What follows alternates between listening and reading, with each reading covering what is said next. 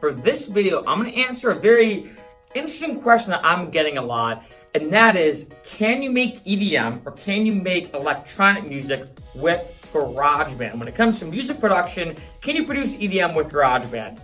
The answer is technically yes, you can. And I think the reason why people sometimes bring this up is because when you get a Mac, when you get one of these MacBooks, it comes with Garageband for free. So obviously it doesn't cost you any extra money if you want to buy another DAW, which basically is the program to make music in. So you don't have to buy Ableton or Logic or FL Studio or whatever you're going to be using. Garageband comes with the Mac for free, comes with it, and you can basically use all the loops in it. It has a bunch of built-in instruments and all that kind of stuff. So a lot of people ask me like, all right, Mark, well, I want to kind of start making electronic music. I just got a MacBook, or I just got, some type of Apple product, and it comes with GarageBand. Can I just make EDM in that software? The truth is, yes. But there is a massive asterisk on that yes, where you can make it, but it's not going to come out as good as if it was on a professional program. This probably isn't anything surprising. It's probably nothing that's mind-blowing when I say that. As you can imagine, Ableton, which costs roughly about like $800-ish, is obviously going to be a billion times better and more high quality than GarageBand. However, I would say there is a trade-off because Ableton is a lot more complicated and complex, especially if you're just getting into making music. It is a billion times harder to learn Ableton than it is to learn GarageBand. I think GarageBand, the program itself was made in such a way that's very intuitive. I think it's especially made as well for people who maybe aren't as into music, so therefore they can understand, as opposed to using all the technicalities that come with Ableton, they kind of leap over those and just start putting beats together, start putting samples together. They can easily add instruments and stuff like that.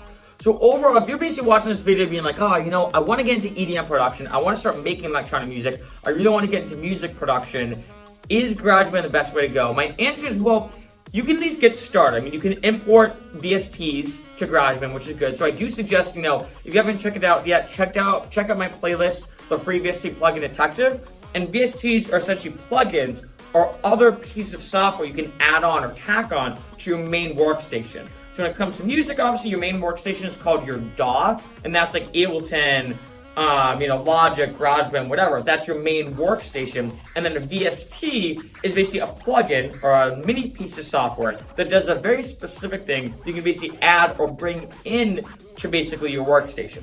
And the good thing is, even though GarageBand is very limited in a lot of ways, which is why I say you can make electronic music, but not really, it can still import VSTs, it can still do a lot of different things and add some more flair to your tracks.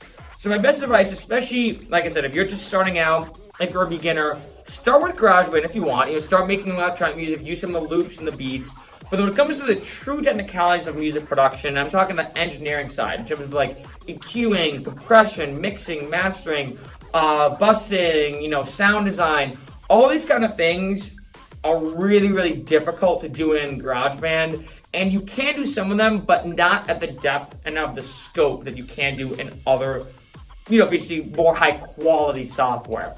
So GarageBand, not a bad place to start and not a bad place to really, start working on your own tracks. But like I said, I do suggest bringing in as many VSTs as you can, because all those engineering aspects of music production, you can't really do in GarageBand. Like you can, but not to the extent that you really want to be able to use them, if that makes sense. They're super limited in GarageBand. So you can make music, but if I were you, start with GarageBand, maybe learn a little bit thing here and there, but save up money. And if let's say someone came and said, hey Mark, I have the money to buy Ableton Lite, which I think is only like $100.